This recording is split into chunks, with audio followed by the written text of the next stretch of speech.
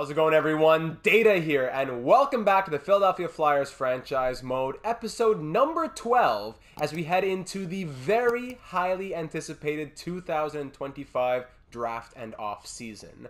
In the last one, we missed out on the postseason, but we had a strong second half of the year as we hit the reset button and decided to move into an aggressive, and I mean aggressive, retooling. In the last episode, without recapping every trade that we made, we moved out Sean Couturier, Ryan Ellis, Carter Hart, Joe Pavelski, and a couple more pieces to recoup firsts, seconds, thirds, a fourth. We got a ton of draft picks in a high draft class in which we didn't have very much draft capital to begin with. We also picked up Jesse Puljujarvi in a trade. He went from an 84 up to an 86 overall and scored 32 points in 44 games. He could be and should be a piece for us moving forward, so a very welcome surprise when we got him. To finish off the year, Moritz Seider had a very strong second half. Morgan Frost did better in the second half. Bobby Brink, he was on the first line with a +5. He ended with 36 points. Okay. And goaltending, Malcolm Subban carried. Even though his numbers weren't elite, he definitely carried. 25 wins, 6 shutouts, above 900 save percentage, under 3 goals against average. He did what he could do as an 82 overall, and we were very thankful for that after he became our starter with Carter Hart moving out. Now, moving into the draft, it is a strong class. Not strong in the sense that there's a lot of franchise players and 84 overalls in round number 1 that in like pick 6 and stuff like that. It doesn't look like it's one of those drafts, but it's a deep one in the sense that there are medium elites in the 4th, 5th round, and we're going to have to be very careful with our selections. We have 2 firsts, 3 seconds, and 4 thirds, most importantly. So we're going to be thinking about that headed into this draft. And the assistant general managers had a lot to say about who we're going to be going after. So just prefacing all those comments by looking at the draft class once again, we are absolutely targeting a few players. We're considering a move into the top 5, perhaps. We'll get into that later on. There's some medium elites at pick number 9. You have this guy called Be. There's a lot of medium top 6s. And in the late first round, there is a guaranteed medium top 6. Artem Mayorov, who is NHL ready, so he should be a high 70 overall kind of guy. We'll definitely be targeting him, and there's going to be some medium elite goalies throughout that we'll also be targeting. But all that having been said, let's get into the comments from the assistant general managers. As always, there was a ton of them. There were a lot of books. I pretty much spent an entire evening replying to all the comments. So if you're not seeing it here in the video, know that, as always, it was replied to in the comments section. And of course, another preface, these are the potential upcoming UFAs in free agency on July 1st. I'm sure many of these players won't drop, just looking at the UFAs themselves. But guys like Draisaitl, Rantanen, Marner, Tkachuk, Lainey, if these guys drop, we're definitely going to be making a massive push with all the salary cap that we have available. So starting it off with a comment from Mart. Mart says, great value on those trades, got a lot of money off the books, recouped a bunch of picks in a deep draft, and the team somehow improved after trading all of those top players. Great getting Puljujarvi. If Draisaitl gets to free agency, I don't care what he asks for, you give it to him plus 500K, maybe even more. Having him as a top line center would get you back in the game. Not sure if I'd go and put a ton of money on one of the top 2 goalies. There's Shesterkin, and I think there was another 89 overall goalie. So I wouldn't put a lot of money on them, but signing an 84-ish goaltender could be a better move to save money. A top 4 D-man would also be a good addition.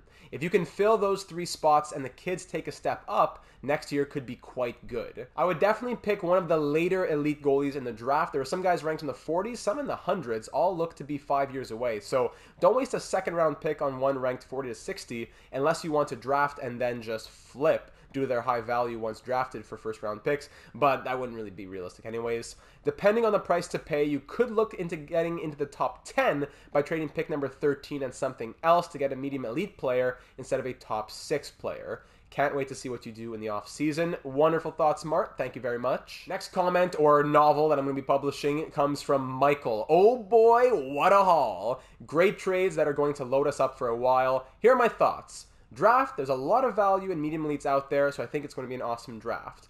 But free agency, I think what Philadelphia has lacked for a while is a big-time star. Not knocking Giroux or Carter as they're good players, but Michael sees them as Robins without a Batman. What this team needs now is a Batman, and I'm not sure Nylander can fill that cowl. If either Draisaitl or Rantanen make it to free agency, we make sure to get our Batman for a long-term deal. I really think we need some sniper support throughout the lineup, and either of those two would be great for the first line. If they aren't, then I'm thinking that we can look at Lainey for something cheap or for fewer years. I'd also love an offensive defenseman to pair on the first pairing with Moritz Seider, so maybe D'Angelo or Pionk, or maybe even through the draft. We'll revisit that later. As for the goaltending, please don't sign a big name high overall goalie. You've done it before and it almost never works out, and it's a waste of cap space. I think finding one with solid sim statistics at a lower price is the better way to go. 100% agree. Spend the money upgrading the people who play in front of the goalie, and it will have a bigger effect. Also, finding some low-cost veterans to fill out the bottom six, since that part of the lineup is and will be fairly young. Probably some grinders, power forwards, whatever. We'll figure that out also, but a veteran fourth-line presence would be fantastic. X factors, I'll touch on that towards the end of this video because we're not going to be fixing them up just yet, but thank you, Michael, for that reminder. And overall, while the draft will be exciting and hopefully we can grab some elites for the future, free agency will be the more important part of the offseason for this year. Pumped for the next episode. Even my comment doesn't make it, but it did because it wasn't too late. Thank you for all those thoughts, Michael. Seeing the free agency as a huge opportunity and very correct to do so. Moving over to the Discord server now, Pat leaves a couple comments, one with more pictures and one summarizing it in the words, basically saying why he would target each player. Paco, Riley, these guys are medium elites in the 3rd, 4th round. Mayorov, guys that we want. But breaks it down with this secondary comment, basically saying with our first pick at 13th overall, use it to trade up to 7 or 8 and get Corbet, or use it in a Snoop Michael Oliver trade. The 6'9" power forward, everyone's excited about him, but unfortunately I did look into him. Puljujärvi and a first and a second wouldn't even be enough to get Snoop Michael Oliver. So for those of you in the comments section who want me to explore that, there's your answer right now. But we will revisit it perhaps if he drops to a restricted free agency. With pick 23, we go after Mayorov. 2nd round, pick 13, we trade. 2nd round, pick 23, we go after one of our medium elite goalies, perhaps. We could think about trading the next 3 picks after that, as no one's really crazy out there. Definitely get Paco and Riley, 2 medium elite players in the late 3rd round. Lebedev, a medium elite goalie in round 4, pick 11. Round 4, pick 13, another medium elite goalie. Then a late 4th for a 2-bar low elite prospect, Christensen. Round 5, pick 11, Nikolishin and Pan, Komutov, maybe trade, etc. So all those names don't really mean a lot to you without seeing it. But what I did is that I went through all of the picks that Pat suggested and I put them on the watch list. So this is how it actually comes down. Minus Brisebois, who I put myself, and Turgeon, who Scott actually suggested. Mayorov, Paco, Riley, Christensen, Nikolishin, Pan, and Komutov. What I didn't do is that I didn't tag the medium elite goalies who are slated to go around 40 to 60. Because in the real world, a goalie who is projected for the 2nd round versus the 4th, 5th round is likely a lot better. But the thing is, here in EA land, both those goalies, regardless of where they're getting drafted, are 5 years away. So it could be that both those goalies are 48, 50 overall with medium elite potential. So what's really the difference between getting one in round number 2 or round number 4? I would rather use that pick on another player or use it in a trade, potentially to get into the top 5, than just taking a goalie that I could get basically the same value of later on. So Pat, I appreciate that comment and how you laid it all out. Very simple to understand. I love it. They've all been pinned and we'll hopefully draft all those guys. We'll figure out what we'll do with the goaltending, but all those other players will definitely be targets for us in this draft. And we'll close it out in the Discord server with I'm Sean Avery, who has a book of his own to be published, our resident scout in Russia. First off, great trades. Our metaverse kind of ruins us, but the trades you did got us back in the game. Very happy to see that. As someone who relies a lot on scouting and drafting, you have no idea how much you pleased me by acquiring all these picks. Lovely. So the lineup at the moment can be seen as follows. Take a look right there with Brink, Giroux, Nylander on the first line, Farabee, Frost, Puljujärvi making the top 6, and everyone else in that lineup. Kessel, I will add, has retired, and Tatar is likely not coming back as he's on an expiring deal, but that was our lineup to end the season. Paros and Savoie will and need to play in the NHL next season, somewhere in that middle 6, not the 4th line. Before the draft, we have to trade Tatar. Kessel retired, but Tatar we will definitely trade for a late pick, get something for him. I would even be inclined to trade Sanheim or York if we can get ourselves a top 5 pick. Following this, would Wiley or Plekhanov, a defenseman in our system, be ready for some NHL time too? This could give them a spot. We'll see in the preseason. Giroux kind of has to go. He loves Philly, and I would love to see him back, but the guy wants a cup. He was thrilled when we acquired Pavelski last offseason, but it didn't turn out as we planned, and now he knows that we're in a full rebuild mode. This is probably the only thing I disagree with in this comment, where it may look from the outside in, from the fans' perspective, that we're moving into a big rebuild. But I tell you, we are not. We are in the most aggressive possible retooling you could ever imagine. I'm talking like a bullying retooling, the Broad Street bully aggressive retooling. We're going to be spending money, we're going to be drafting, we're going to be acquiring players. You'll be shocked at what we do today. Shocked and amazed. It's like it's P.T. Barnum's circus. You will be shocked and amazed. If what we end up doing is not enough to get us into playoff contender territory, then yes, of course, Giroux being moved to a contender to try and get him his cup would be probably a necessary thing. Now, a few days ago in the Discord server, Sean Avery said that he was done scouting in the motherland, and we see why. He has Mayorov scouted at 30th. We need to keep a pick for him. Don't be fooled by his size. Watching him play for weeks, I can tell you that he doesn't get hits a lot, if ever, but he is very agile, he protects the puck, and he's hard to hit. Speaking with his agent, he would love to come to America, but only if he has a roster spot in the NHL. If not, he'd rather stay with his club in the KHL. Being a rookie in the KHL, he did great despite not much playing time. It's your decision, but I would bring him here next season. Don't be fooled with our other scouts saying that he's 36th. He's better than that. I do have to say, if Mayorov is indeed NHL ready, like 80 overall plus, he would make the NHL. If he was somewhere in the 76 to 78 range, maybe first line AHL, but regardless, he would be in North America next year. Continuing on about Russia, Lebedev is also a great project, the Estonian goalie. Unlike Mayorov, he isn't ready at all, 5 years away, playing in the MHL last season, the league below the KHL. We sure need a goalie as of right now, but also for the future of the franchise. Him being in the 4th round is a steal for his size and vision. I know some of you will disagree with me on this, as the city of Philadelphia being a killer for Russian goalies has been, a trend in the past. But Estonia is a different story. Paco and Riley, 2 other prospects who are no-brainers as long as we don't forget Lebedev. And keep a pick for the 5th round for Alexander Nikolishin, also a great project, the nephew of former NHLer Andrei Nikolishin, who had a great career in the NHL and in Russia. Alexander got a bit more lucky and gifted with size, and he would be a great fit in Philadelphia. If, like I said earlier, we can get a top 5 pick, we have to go for a defenseman. It's the perfect year as we have a lot of choice. As we see in the top 5 here, there's 4 of the top 5 players. And it would make sense to trade York or Sanheim to get someone younger who could play next season with a better upsize. I would go with Brisebois. He's my guy. Ott can be interesting at 7th, but I don't think we need more left wingers. A top defenseman prospect should be our priority. We will have cap space, but I don't think we should go all in for a big UFA as we did with Pavelski. And here's the thing, it wouldn't be all in 1 year, $9 million bang. It would say, here's a massive contract for a massive guy who is our face of the franchise. So I think Avery would agree with us there, and there's a follow-up in that later on. First thing we need, though, is a goalie. I'm thinking someone around 85 overall for 3 to 4 years, and we can see if Lebedev grows as planned and our other goalie prospects, whatever, or if we decide by then to go another way. So the lineup for next season could look like this, with Farabee, Frost, Nylander, Parros, Savoie, Brink being our top 6.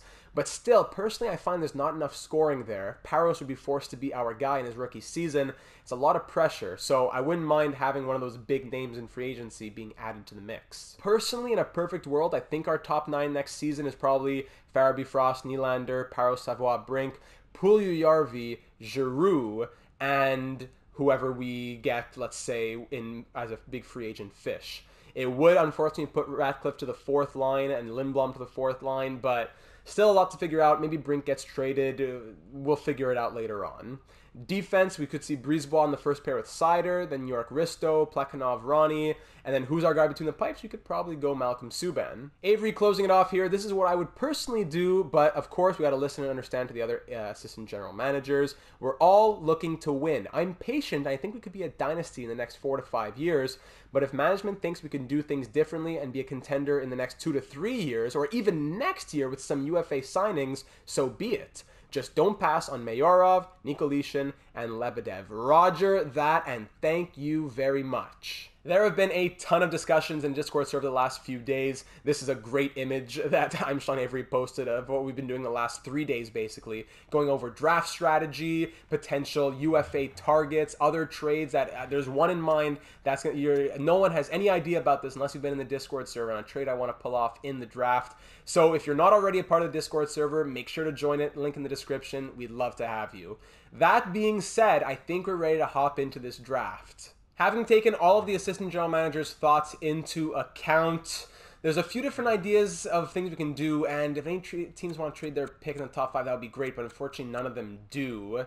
I really would like to trade into the top 5 and try to get that medium elite defenseman, because if there's one thing I've learned after all my franchise modes and career simulations, elite teams have a medium elite offensive defenseman drafted at one point who becomes a big guy. There aren't many defensemen in the game who simulate super well. It's those Quinn Hughes, those Cale Makars, guys like that. And if you don't have one of them, you got to draft them. And it's not every day that a medium elite offensive defenseman is in the draft, and he's not going 1 or 2. This time he's going 4, hopefully going at 4. So I'd really like to trade up to get that.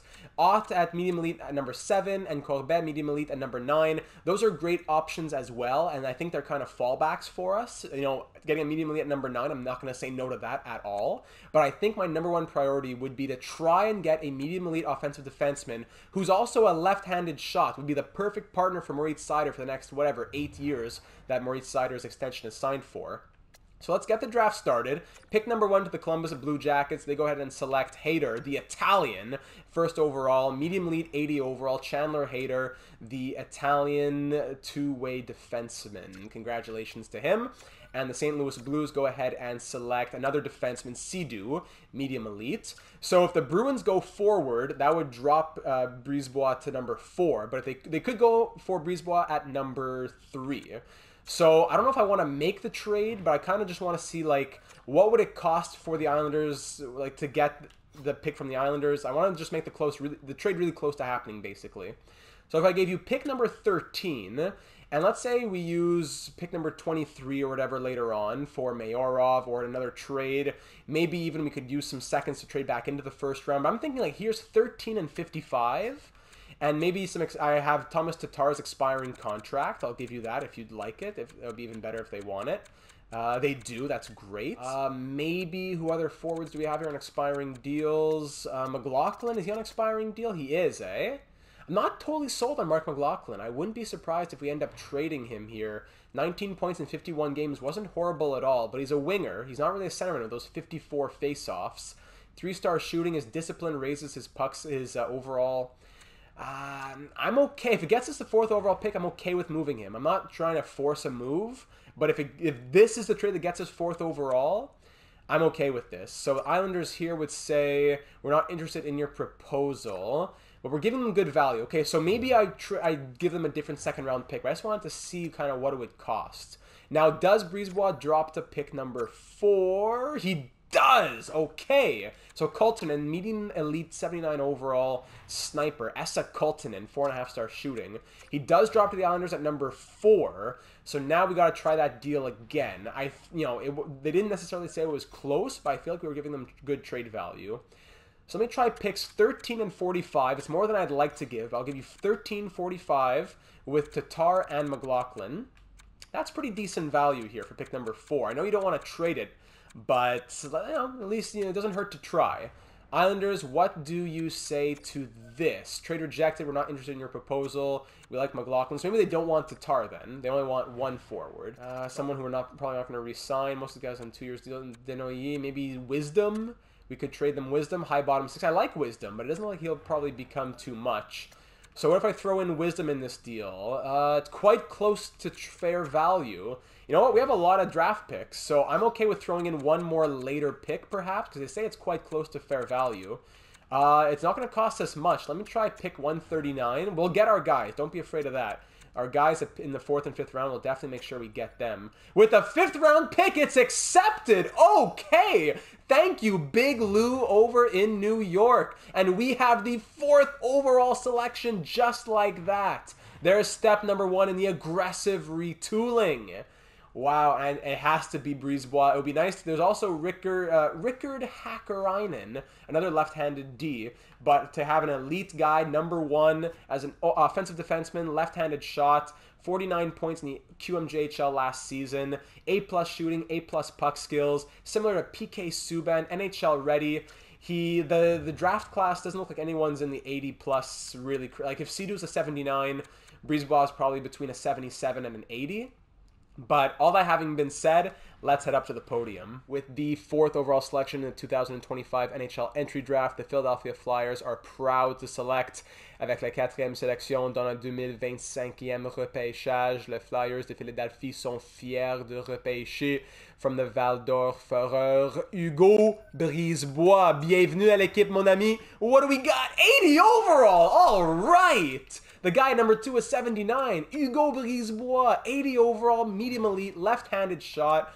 We have 86 offensive awareness off the bat, 3-star defense, 4-star skating, thunderclap, send it, heat seeker, magnetic, elite edges. Okay.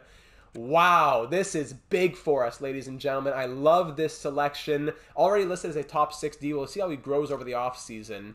So now we don't have the pick at number 13, but we still do have our pick at number 23. With that 23rd overall selection, let's go ahead and sim to that pick. Let's see what else is going on here in the draft. I know there's medium elites that went and stuff like that, but we can't get everybody, right? So a medium elite defenseman goes Hakkarainen after that. Simon was a medium top 6. Ott was medium elite, but 65 overall. Mikanov, 72 overall. Corbet was the guy that I was thinking about. I would have liked him. 64 overall, medium elite. Has all those X factors, great point totals. Oh, but he's a wonky prospect, eh? Yeah, you know what? Maybe it was better. Half-star physical, 1-star shooting, but the random 85 discipline, 88 offensive awareness. Yeah, he's a wonky prospect. I don't know if I would have liked this very much, actually. Stéphane Corbet. So I'm okay with passing on him, actually. Hargrave, Larocque, all these guys, medium top 6s, medium top 4 Ds. Yeah, a lot of the similar players here going. So I'm going to go ahead and take a timeout here quickly. Here's something that I've been thinking about ever since, like, I'd say last episode. Over on the Colorado Avalanche, there is a player that has been speaking to me in my dreams for a long time now, and that is Alex Newhook. Alex Newhook, he's on an expiring deal. I believe he'll be an RFA, but regardless, he has not played a game of hockey since 2021-22, 22-23, 23-24, 24-25. He has not played hockey in 3 years. He's been a healthy scratch in Colorado for 3 full seasons. He got 50 points in his 82-game rookie season, and that's it. The man is suffering. I don't know what's happening. He's been at home, massive disagreements. But he's an 82 overall with medium elite potential, the former 16th overall pick in 2019, 4.5-star puck skills. He seems to simulate all right. Expiring deal. I would love to scoop up Alex Newhook from the Colorado Avalanche. He could, I don't know where, if it would be the second-line center, third-line center, if Giroux goes to the wing to make it happen or what. I'm willing to just make this trade and deal with it later, because for a story this good that, you know, it wouldn't make sense in the typical franchise mode to get Alex Newhook. But for right now, I really want to try and get him. It's going to cost us our 23rd overall pick. We'll use some seconds and thirds to get a late first to get Mayorov. But at pick 23, I'd be trading down anyways. So I'm okay with trading pick 23 to the Avalanche, and we should be able to get more back. So I'm thinking maybe a 4th and a 7th here from the Avalanche. Newhook, 127 and 223 in exchange for pick 23. You've been wasting him. You're not even using him. Joe Sakic, what do you say to this? I'm very curious. Traded is quite close to fair value. So let me try without the 7th. Just a straight up 1st for Newhook and a 4th. It feels like it's happening fast, but I've been thinking about this for a long time. In the Discord server, we've been talking about it as well. Alex Newhook, welcome to Philadelphia. We have saved him from Colorado. That, you know, it happened very quickly in episode, but we've been thinking about it for a very long time. Alex Newhook now here in Philadelphia, just too good of an opportunity to pass up on. And with that pick, the Avalanche go ahead and select a medium top 6 prospect. No problem. So Newhook, we'll see what happens. We'll deal with him later. We'll sign him to his contract. We'll find him a spot in the lineup. If it means moving Brink or somebody else, I'm okay with doing that in the name of having Alex Newhook on this team. Now, Mayorov is going probably around 29, 30, somewhere around there. So the 30th pick is up for grabs, but that's a bit risky. So I'm going to trade for pick 27 with the Tampa Bay Lightning and try to figure something out. I feel like we're not really going to be using those seconds and thirds anyways. It feels like the guys we want are in the 4th. So 55, 79, and 87 to Tampa Bay. I think this is even more value than we need to give, but I'm okay with giving it. Can we recoup a 3rd round pick next season, because we don't have much draft capital next season either? Well, we have our 2nd, but there's no 1st. So 55, 79, and 87 in exchange for 27, just a 5th next season there. Tampa's 5th next year. Trade accepted. Thank you very much, Tampa Bay. So we get the 1st and a 5th in exchange for those 2nd, 3rd package there. So off to pick number 27 with those next picks. Just yikes, top 9 forward, top 6, top 9. So with the 27th overall pick now, let's go ahead and make our pick. Mayorov, I'm hoping he's 76 to 79 overall. He is a Ukrainian. Great to have him on the team. Similar to Owen Nolan. Let's go ahead and make the pick. With the 27th overall pick in the 2025 NHL Draft, the Philadelphia Flyers are proud to select from the KHL, Artem Mayorov. Welcome to Philadelphia, Bello. You are 78 overall. All right, look at these guys. Top 9s, top 6, 60 overalls. Bang, we get a medium top 6, 78 overall, left wing, two-way forward. Artem Mayorov, who even has the no contest, great puck battling superstar ability. 3-star puck skills, 3-star shooting, 3-star defense, a good skater. Very nice. Very, very nice. Good scouting, everybody. Well done. Well done. So now if we go to the draft class, our next pick is what? Are we in the 60s or 80s or what? But the next guy that we have pinned is Turgeon. There is Turgeon there in the early 2nd round. But if we didn't get him, the next guy pinned after that would be at picks 99 and 100. But our next selection is pick number 63. So with pick 63, we could get someone decent. I don't know if I want to make the trade for Turgeon. We already got a good defenseman there. We're going to get more defensemen. But Turgeon is very tempting because he's 1 year away. Defensive defenseman Guy Turgeon from the QMJHL. 1 year away, similar to Mark-Edward Vlasic. There are some other options. There's medium top 6 forwards. There's low top 6 forwards. Like if we traded into the 50s, we could draft this guy right here, even McInnes. You could trade up slightly to get this guy McInnes. Peyton McInnes, low top 6 forward, 3 years away. I think we're going to go ahead and do that, actually. Let's trade for pick 60. We have pick, 63 we said? Let's go ahead and trade for pick number 60. And that's Winnipeg's 2nd round pick, number 28 of the 2nd round. So we get pick number 60 from the Jets. I'll go ahead and give you pick number 63, and I'll toss in one of these late picks that we recouped over here, whatever. Picks 203 and 198. 2 7ths. Could 1 7th be enough here? Of course not, right? If I want to give a team a better pick, I just want to trade down. Can I have 1 7th? No, you can't. Can I move up 3 picks in the 2nd round? Nope. Got to give 2. All right, trade accepted. Great. Thank you. Thank you. So we'll go ahead and simulate to pick number 60 and get the low top 6 forward. There are the medium league goalies, but I want to wait till we get the goalies later on. So I'm very curious what their overalls are going to be, by the way. But Peyton McInnes out of the SHL, 17 years of age, 3 years from the NHL. So that should be like a solid 60 overall type guy. And he is 63 overall, low top 6. Not bad at all. I like that for a selection. No crazy attributes, but he will grow over time. With a bunch of like top 9s out here, like I don't get it. I'm very content with getting a low top 6. So now we can go ahead and simulate to pick number 93. Between now and 93, is there anyone else that we want? The medium league goalies will go. There's some more low top 6 forwards. There's a medium top 4 defenseman in Bertuzzi. And there's even another low top 6 forward there, and very tempting. Then our next pick will come around. There's another low top 4D, Berglund, but we could get a medium top 4D. Vic Marr, 2-bar medium elite. No one that we'd really get, eh? Then Paco, yeah, we'd want we would take those guys in the late 90s with our early 90s pick. I don't know if we have the draft capital to make it happen as much as I would like it to. By the way, if you're curious about Turgeon, let's go see what his overall is. The medium league goalie here, Salvador, 56 overall. Turgeon, 72 overall, medium top 4D defensive defenseman. Yeah, good pick for sure. Very good pick there. Other guys, yeah, no one really special after that. Just want to get those two guys at 99. Yeah, we have 93 and 95 would get us those two guys at 99 and 100. So if we wanted to trade up to get another, to get Bertuzzi or whoever else, we'd have to use some of our 4th round picks. And we still want to get Lebedev and Schwarz and Nikolitin.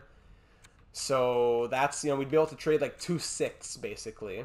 If we traded 2 6ths and we don't have much next season, I don't know if it would work to get that top 4 defenseman.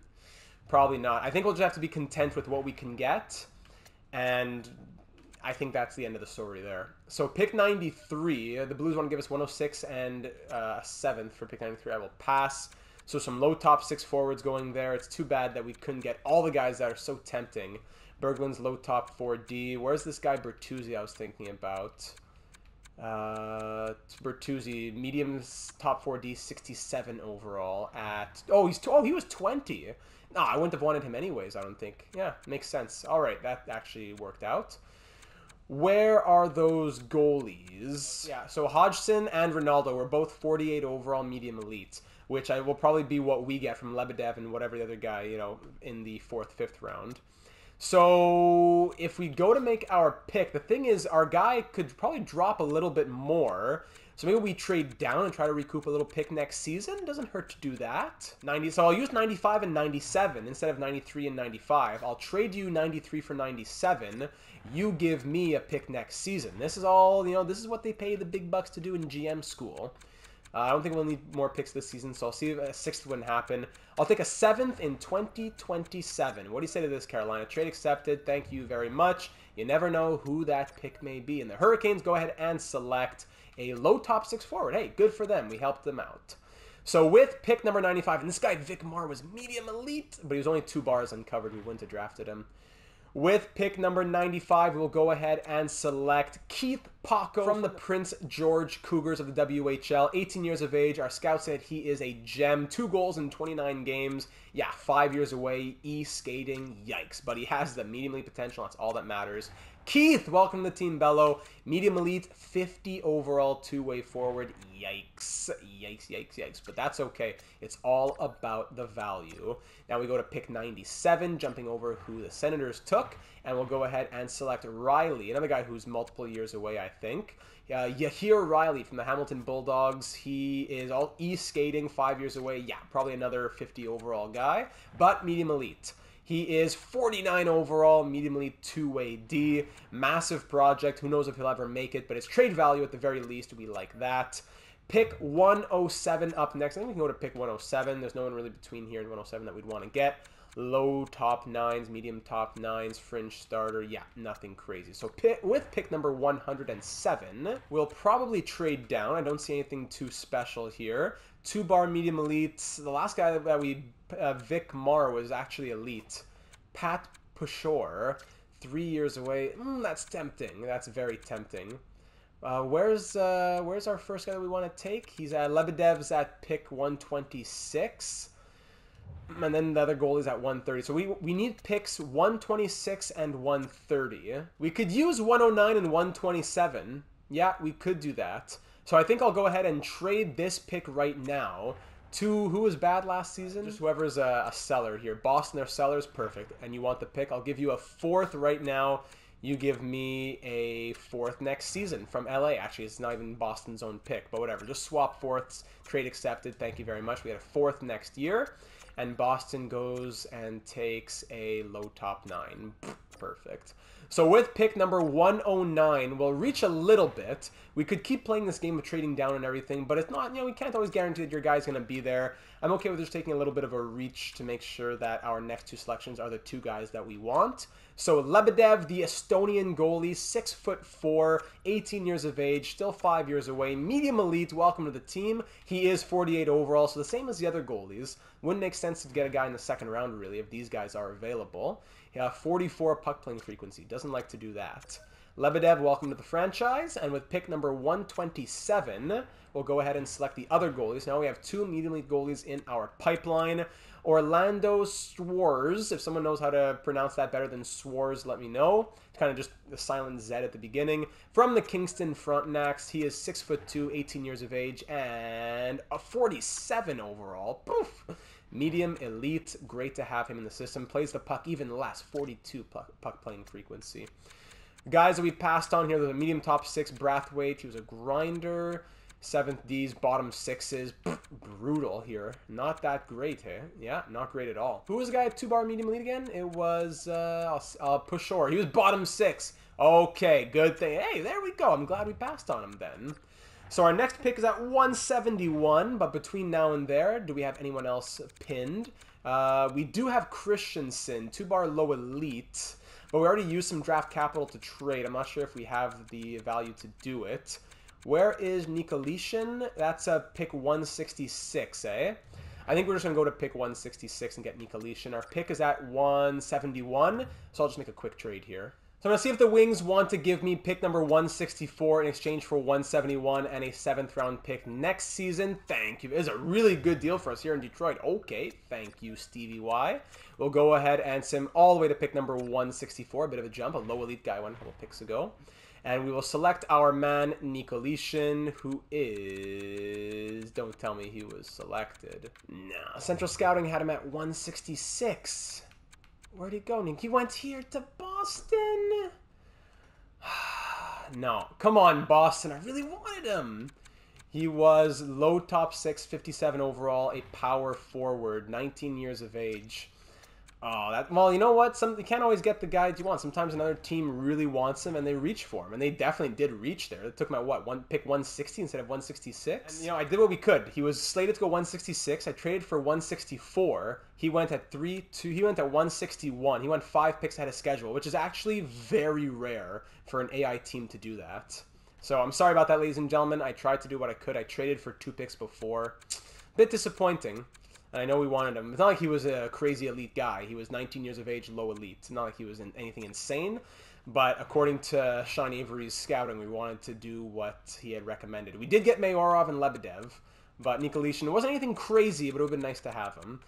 So instead, we'll go ahead and select Pan, with low elite, 3-bar low elite, Skylar Pan out of the U.S. East. 6'4", 18 years of age, big boy. His slated to go 177, and he's low elite. Hey, you know what? Not bad. We missed out on one low elite. We got a different low elite, and he's 18 instead of 19. Actually, wait, Nikolitin was low top 6 even. So you know what?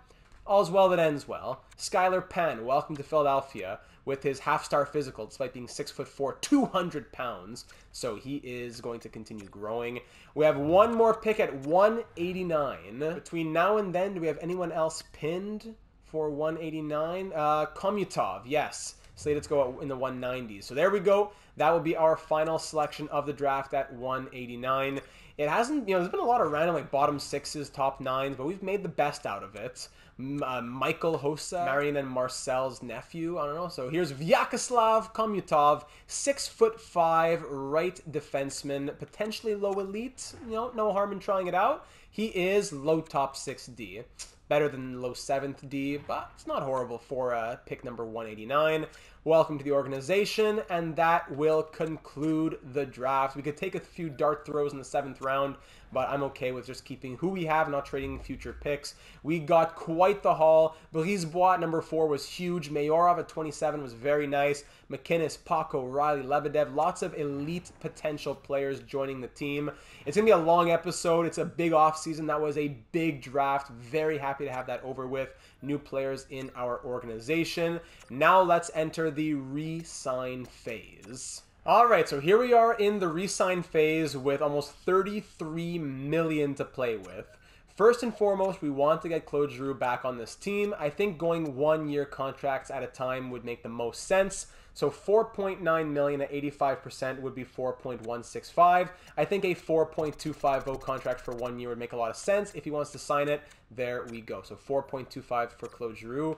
Alex Newhook, very, very welcome surprise that he doesn't want a lot of money. It makes sense since he only played 1 season in his career. We could cheese it and go 8 years at $2.5 million for an elite player, but obviously we don't want to do that. Thankfully, we could go 2 years, and then that keeps him as an RFA. So I think that's exactly what we'll do. 2 years. I'm even going to go for the max. Actually, no, I'm going to, because it's one way anyways, eh?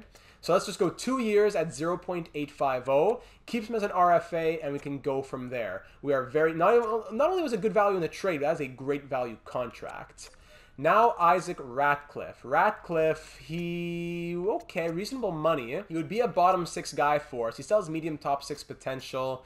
We could go long term on him, but I'm not sure where he really fits in the lineup. I'd want to put him 3rd line, but he might be playing 4th line.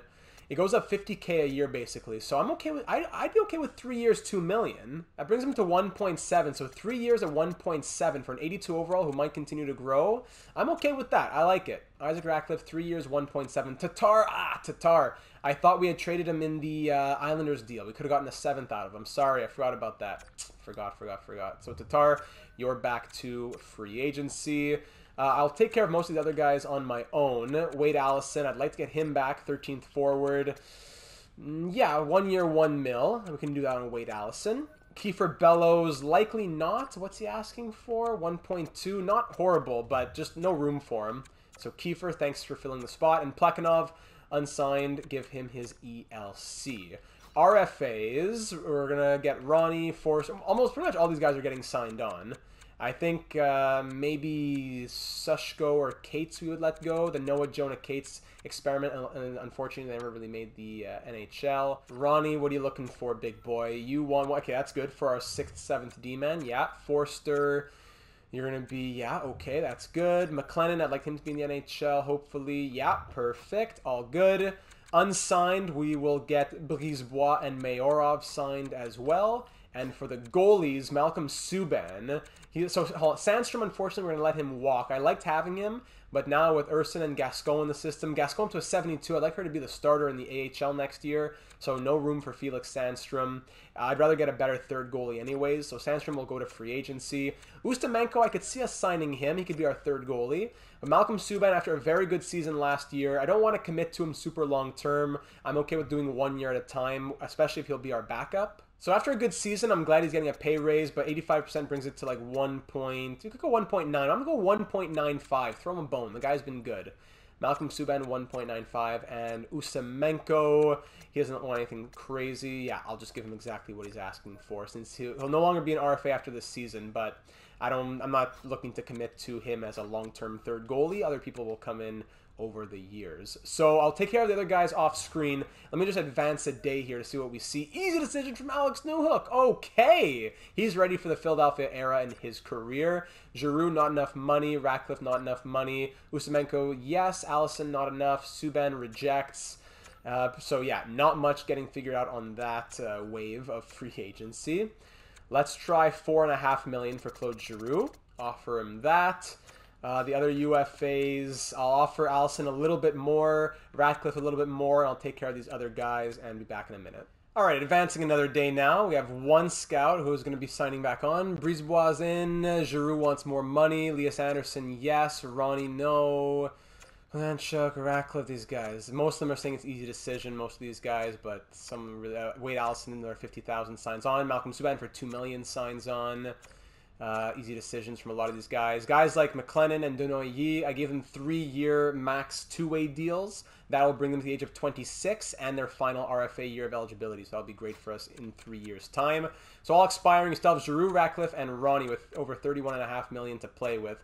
Giroux at 1 year, 4.5 still said no. So let's try 1 year at 4.750, I suppose. For Giroux. Ratcliffe, he wanted 2 years, so I gave him 2 years, but now he still wants more money. So I'll try 2 years at 1.750. After that, I'm just qualifying him and gonna get him later on. Ronnie, I gave him 2 years at like 1.125. So instead, I'm gonna try 1 year at 1.150, I suppose. Let's just do that. because he's replaceable, but I enjoy having him. UFAs, RFAs, unsigned, we took care of all of that. So let's advance one more day. Let's see, happy to sign on one of our scouts. Easy decision from Giroux, easy decision from Ronnie, and Ratcliffe, not enough. So goodbye. We'll get you on July 1st. Go ahead and qualify. Always love dealing with those greedy RFAs. We still have 27.665 million to play with. Lovely stuff. Giroux and Puljujarvi will need contracts next season, but as of right now, we're in a very good spot. Other players who need contracts next year, not much. We're pretty much long-term good to go-ish. At least for the core. Farabee, Frost, Lindblom, Nylander, Sider. A lot of these guys are signed longer term, so no problem. Let's advance to free agency. I'll update some scouts. We got to get a new head coach because our associate coach, who became our head coach to end off the season, aka our original head coach when we started the franchise, retired. So no matter what, we definitely need a new A-rated head coach. And now here we are on July 1st. I don't want to spoil it. I'm not going to look at the free agent pool just yet. I'm going to take care of the staff very first thing we got to do. The scouts I'll do off screen. But for the head coach, I'll let you know who we're looking at. There are only 3 A- rated coaches. Dainton, who's a generalist at 49 years of age. Matteo Dainton, 52% fit. We have Hugo Deschamps, 48% fit. And Sylvain Desrochers, the guy we fired, 48% fit. So it looks like Matteo Dainton probably has the best fit. He's A-, not as great on the offense. His attributes aren't as great in that regard. Great for the special teams and the coach influence. But let's go ahead and give him a shot. We'll try to sign him as our new head coach. Give him the max thing that we can give him, whatever, 4+ million, head coach, blah, blah. I'll sign on some other coaches. Not as important to show you all of that, but we'll offer him an 8-year, $4.252 million deal to be our head coach. Matteo Dainton, we'll see what you say. I'll take care of the scouts, and then we'll hit free agency. All right, so we've sent out an offer to a new head coach. We have like $28 million to spend, and here we go, headed into free agency.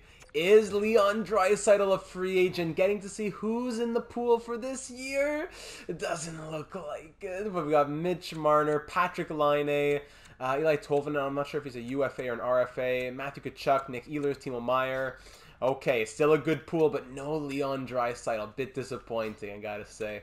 Looking at the UFAs who are here. So Mitch Marner's a playmaker. Ehlers is a playmaker. Patrick Laine, right off the bat, is the one who's speaking to me. 89 overall sniper. He wants a 6-year deal, very costly at 11.175. Oh, but for 5 years it goes down. Same for 7 years, actually. For 7 years, he wants 9.5, and no one else is interested. What about Matthew Tkachuk, who wants 10.3? His demand goes down to 8.6 for 6 years. But if the Canucks are offering him 10 by 7, he wouldn't take 8 or 9 by 6, for example. And yeah, that's the problem. So Patrick Laine is really speaking to me right now, as the sniper especially. He had 23 goals, 42 assists. Don't tell me he seems more like a playmaker. No, he had 3 consecutive 30-goal years before this. Okay. Patrick Laine is speaking to me right now. First-line centerman is likely Giroux next season, because Tavares, Cirelli, I don't see it. What about a left defenseman? We know Brisebois is going to be our guy, but Slavin's here. He wants a 3-year deal. I could see Slavin being the bridge for the moment. We go Slavin, Sider, and then like York with, I don't know, somebody on the right, or maybe even York Sanheim, or Sanheim running. I could see us getting a defenseman here. I don't think we want to go ahead and get a right defense. Like, Tony DeAngelo is interesting, but he would cost a lot, and he wants 5 years. We're not looking at a timeline like that. Pionk at 3 years is actually interesting as well. Pionk, he only had a 30-point season last year. He was plus 37. He gets about 30 points a season. So offensive defenseman, but that's about it there. Two other teams interested at 5.6.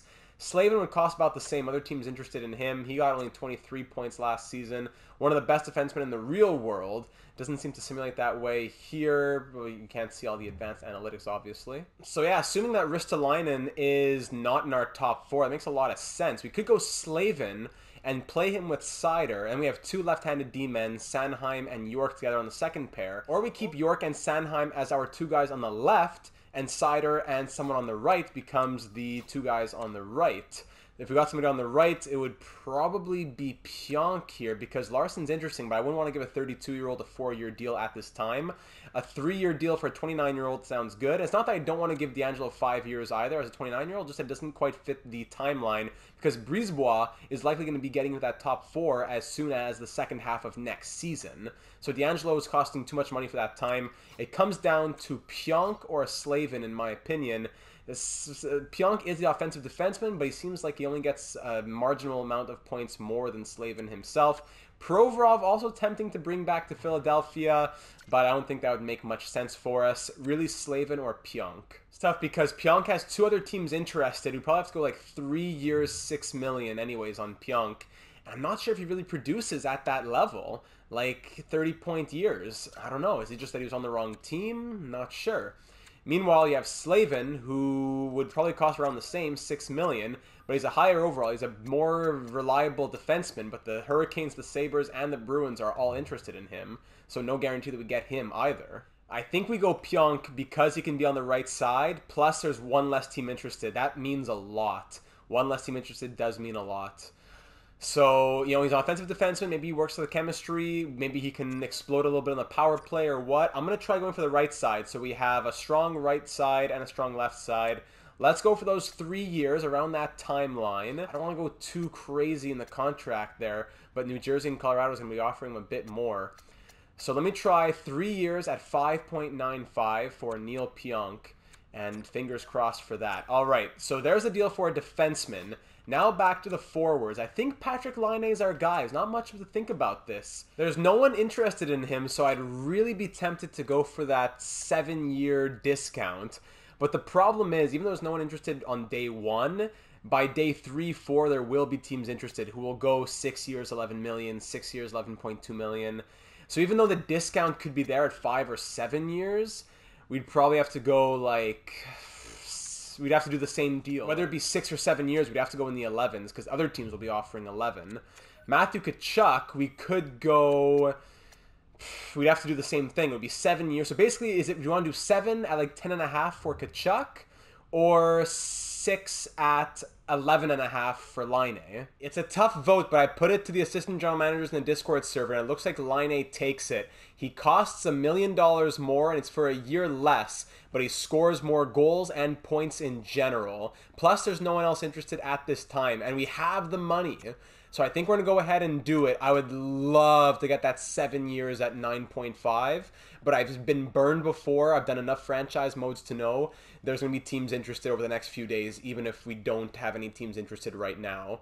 So I'll go for the 6 years. We could do the 7 years out of the 11 million. Tough call here, because if we do go 6 and he's amazing at the age of 33, we want to bring him back, it'll cost even more probably because of how the salary cap will have risen by then.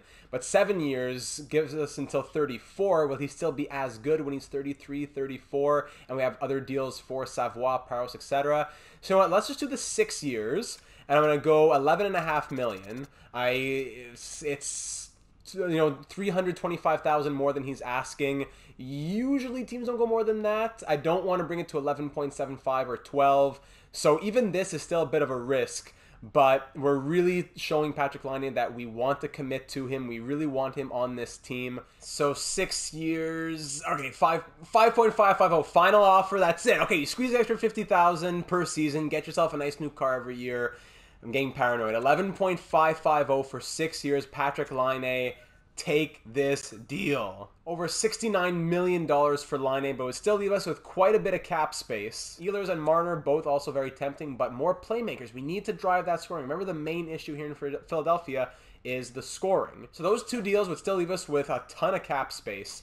Now looking at the goaltending. Goalies, okay, so Shesterkin, Saros, Campbell, Allmark, big overall names are here. But we don't want to be pulled in like the Sirens into the rocks here. We don't want to be called as sailors by the Sirens. Shesterkin, 90 overall, who only wants 7 million. That's crazy, but it does raise red flags, because why doesn't he want more? It's because he hasn't simulated super well. Same for Saros. He seems to sim a bit better. I'd be looking at a guy in like the 2, 3, 4 year range. I don't think a 7-year deal would make sense for us. A guy, like anyone between Campbell and Gustafson probably makes sense. Cal Peterson, no. Gustafson, I like him a bit more just for the fact that he's 27, I suppose. But anyone between Gustafson and Campbell could be possible. Campbell, 33, wants 4 years. Actually, let's say between Ullmark and Gustafson, any of those guys would make sense for us. Minus maybe Kemper as a 35-year-old. I'm like doing a research for a scholarly article. I'm just adding more restrictions here so we get with the one we want. Ullmark, Leonard, Vanacek, DiPietro, or Gustafson. We have the money for any of them. Ullmark's tempting. We've had him before in Buffalo, and I feel like a lot of people get him in franchise mode. He didn't have the greatest numbers, but he was on a bad Boston Bruins team, correct? Yeah, he was on a horrible Bruins team. His numbers weren't horrible, actually, for how bad the team was. But if we didn't go Ullmark because of that, that would leave us with Leonard, Vanacek, DiPietro, or Gustafson. DiPietro stands out as a guy who has medium starter as an 84-year-old at 26 years of age. Has he been a backup his whole career? Yeah. He has only played 30 games. Bad numbers in those 30 games, but a very small sample size, I do have to say. Vanacek's tempting, but same overall as DiPietro, and he wants 6 years, and he... I don't know, he seems a bit better, but 6 years, I'm not sure if I can commit to that right now. I don't know, so I feel like it's down to Leonard, DiPietro, or Gustafson. And Gustafson's a lower overall and wants more money. I'm really thinking we go a tandem of DiPietro and Subban at this point. Philip Gustafson, not bad numbers. He played a larger role. The first year in the NHL, really. Had good numbers-ish. But I think we're going to go DiPietro here. I'm kind of talking myself into it. Leonard's also tempting, but there is a team interested. Let's go Michael DiPietro. Okay, 2 years. Yeah, let's just do the 2 years. We'll extend him further from there if it works out. 2 years at $1.5 million for Michael. Hey, we have enough money. Let's not risk it. 2 years at $1.75 for Michael DiPietro. Okay. All right. So Lainey, Pionk, and DiPietro are 3 big contract offers that we have sent out here. Anyone else in the entire league, if we just sort by potential, anyone who's really interesting who could be there for the youth system. Sorry, just looking at the UFAs. Lots of good RFAs out there. Some low elites in the 60 overall range. Well, 75 overall Evangelista, low top 6. Let's go for him. Why not? Luke Evangelista, 42nd overall pick by the Predators in 2020. Let's just throw him in the AHL system. 1 year max 2-way deal if he's interested. These guys, sometimes they grow, sometimes they don't. Just throw them in the system, see what happens. I'll just stop there because already our team in the AHL is pretty full. Last thing I want to do before we start advancing days to say who signs on and all that, and worst case if they don't sign on, we can go back and see who's still out there. I want to see if there's any extensions that we could offer to our players on our own team. Puljujärvi is eligible for an extension. Actually, he's the only one who's eligible. Making 3.48 last year. Only wants 5.9. As an 86-year-old, 27-year-old top 6 guy for us, I don't mind that deal. Consistently wants 5.9. I like this a lot, actually. It's not a hard deal to move either. And if we go 85%, it's 5.015. So 5.025 we could do. So just over 5 million. 5 years at 5.025 for Jesse Puljujärvi. All right, let's see what he says to that, and let's start advancing. So Puljujärvi, Laine, Pionk, DiPietro, and our new head coach. Big stuff happening here in Philadelphia, and like we said, it's an aggressive retool. We are being extremely aggressive this offseason. Matteo Dainton, welcome to the team, our new head coach. Happy to join on. A- overall. Very good, very good. That's a start.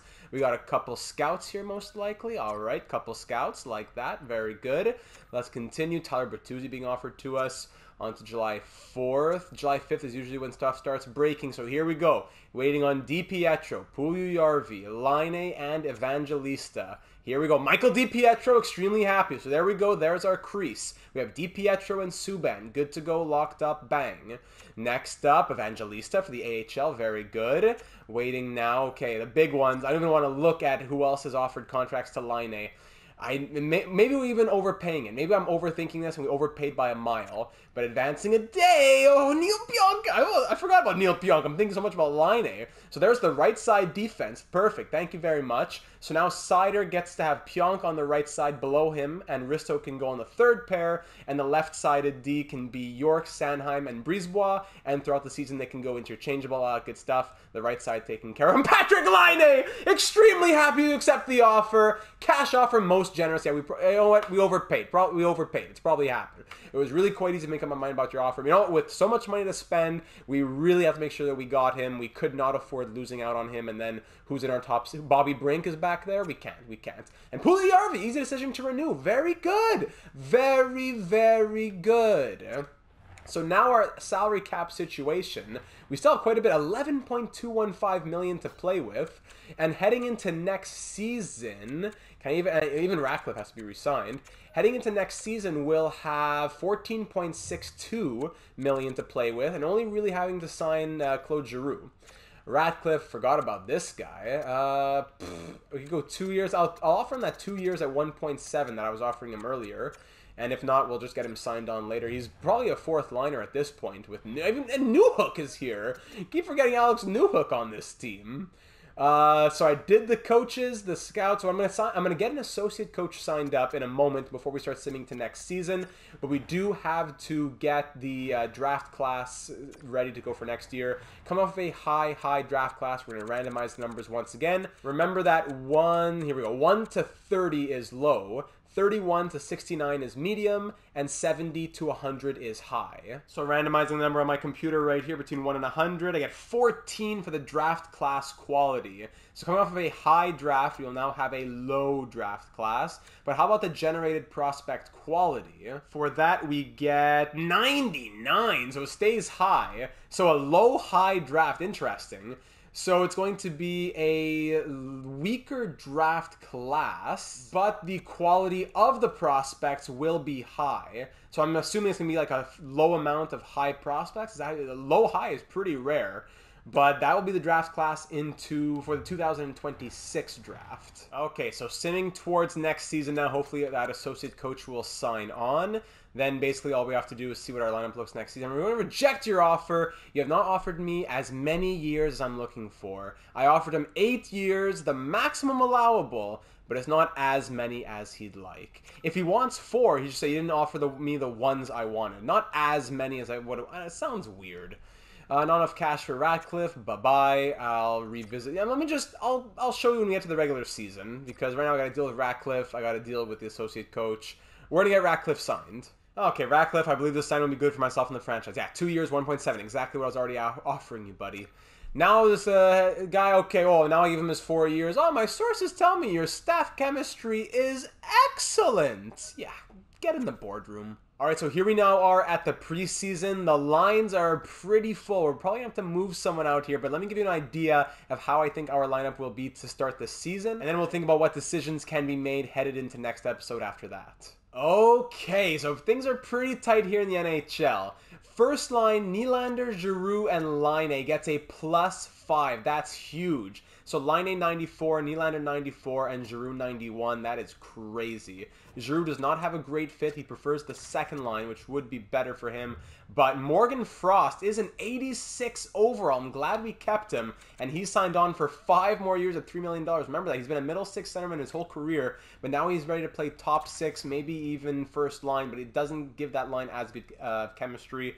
This head coach is not a long-term fix, unfortunately. The future first line of, let's say, Savoie, Nylander, and Lainey, actually, that would be a +5. The problem is on defense, Seider and Brisebois would be a -2 in the future, so that's the problem. But for now, that's a +5. Second line, Farabee, Frost, Puljujärvi, +1. Third line, Newhook, Savoie, and Parros gets a +2. Savoie has 63 face-offs versus Newhook at 82, so I may just go ahead and swap them. I'd like Savoie to be a centerman in the future, but I don't know, maybe he plays wing on his first season?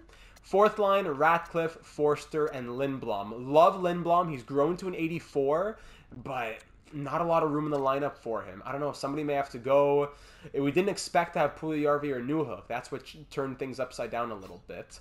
On defense, Sanheim Seider gets a +1. York Seider would be a 0. So I'm thinking Sanheim Seider, York Pionk on the second pair. Pionk doesn't really fit that well. And Ristolainen with Hugo Brisebois on the third pair. 7th D is Ronnie. And our 13th forward is probably Matthew Strome, who's up to an 80 overall. That's great. But Bobby Brink, he's grown to an 83. He doesn't really have anywhere to go in the lineup. He would give the third line, if he played him on third line right wing with Savoie and Parros, he would give the line a +3. That's great. but I think somebody has to go. Maybe it's Farabee even, but I think it's probably somebody has to go. None of those third liners give the line that much chemistry. If we went Frost with Puljujärvi and Brink, the chemistry, if you're curious, would be a +1 as well. But I think somebody has to go in that top 9. It's already a bit crazy to have Lindblom as a 4th line forward, but he's a great leader here for us, so I don't want to lose him. And then there's the defense, as we just saw. Goaltending hasn't changed. It's 84 overall Michael DiPietro, backed up by 82 overall Malcolm Subban. And our third goalie is Ustamenko at an 80 overall now. In the AHL, it will be Urson at a 74, and Eve Gascon also at a 74. She'll get the starter role this season. Great to see her growing, especially as a 22-year-old. She has great potential to become a future NHL backup, maybe even get some starts in there. Who knows? But we have a lot of tough decisions to make here because our lineup is great, but very difficult to fit everybody in. Mayorov's at a 78, McLennan's at a 79, Allison's at a 79. A lot of players in this AHL lineup could even be pushing for the NHL. On defense, a bunch of guys like here, Cooper Zek down to a 78. He had some time in the NHL last season. Kolyachonok at a 79. Scratches. Plekhanov at a 77. He'll get in the lineup. So yeah, we're starting to get a little bit of a logjam here in certain positions that we'll have to think about moving forward. That will be for all of you to think about for the assistant general managers down in the comments. I'll close out the episode by just looking at the trade blocks around the NHL for any potential matches you may see. So sorting by overall, we have prospects here in Anaheim, no one in Arizona. Boston, no one. Buffalo, prospects, medium elite guy there. In Calgary, there's Lindholm, looking by years left as well. D'Angelo, who just got signed. Yafalo, Shillington, Rasmus Anderson, Blake Coleman. A lot of names here in Calgary.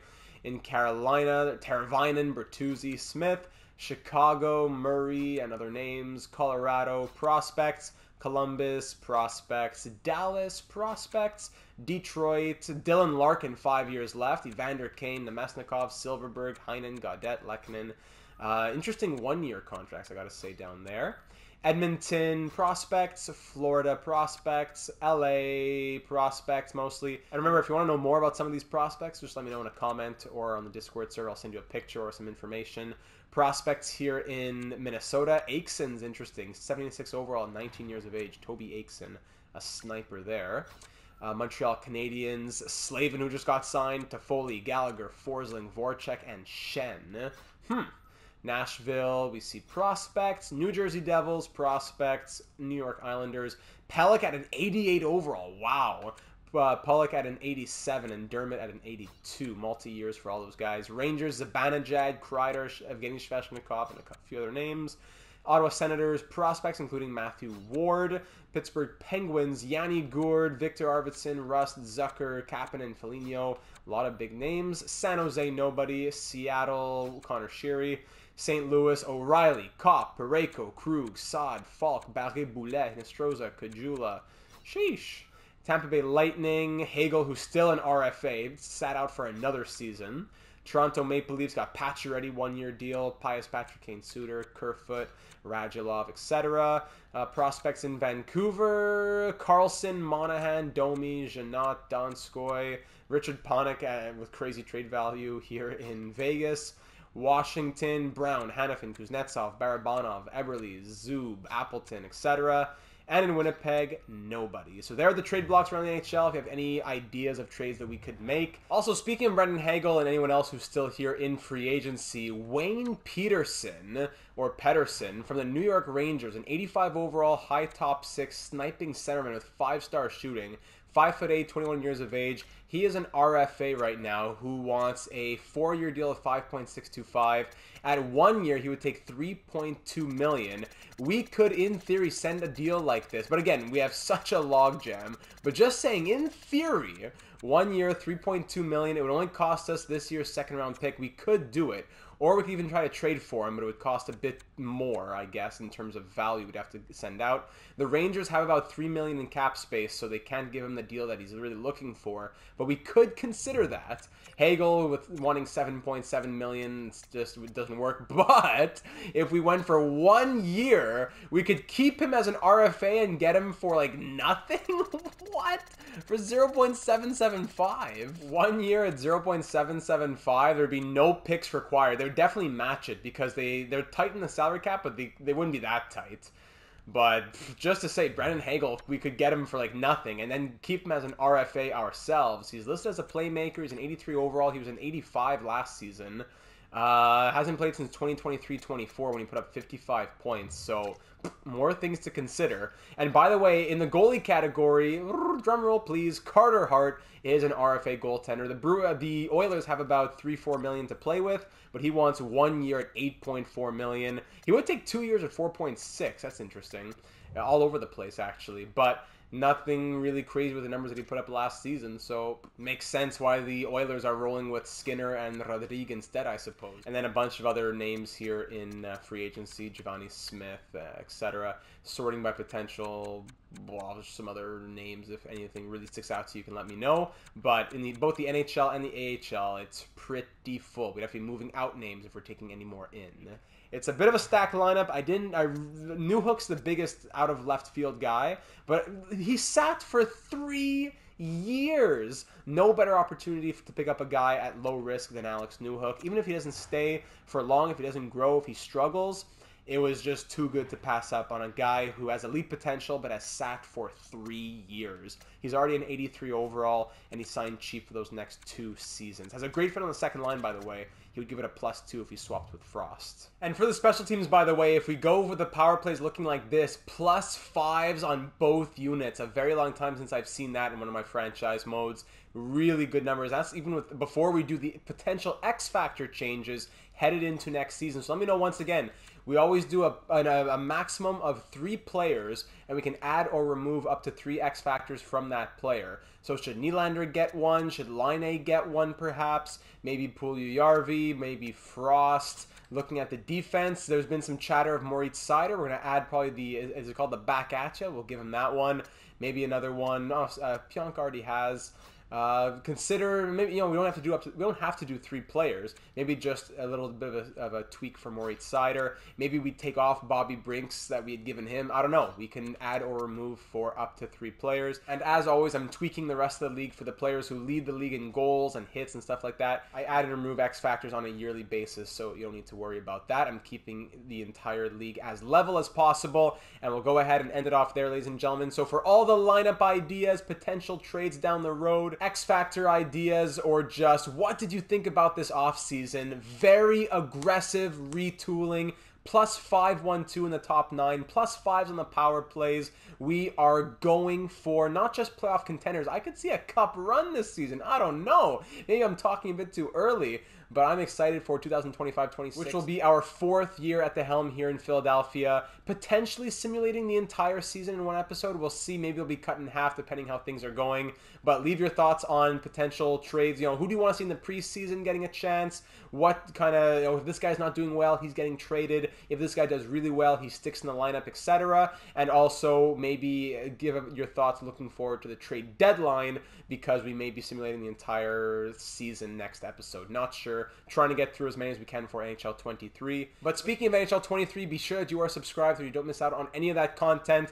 The teaser trailer, the reveal trailer, whatever you want to call it, just came out recently. The gameplay trailer drops on Tuesday, August 30th, which is tomorrow. If you're watching this episode the day that it is released, we will be live streaming the reaction and breaking all that down, as well as always doing our franchise modes, our career simulations. Our Marco Casper career simulation just came out recently. So if you enjoy this, then I'm sure you enjoy it much else that goes on the channel. So check it out, because we would love to have you. If you enjoyed the aggressive retooling, be sure to leave a like with all of your thoughts down here on YouTube or over in the Discord server. I will close it off there. Quite the episode. What an off season. Thank you for taking the time to watch and enjoy, and I'm looking forward to seeing you again in the next one.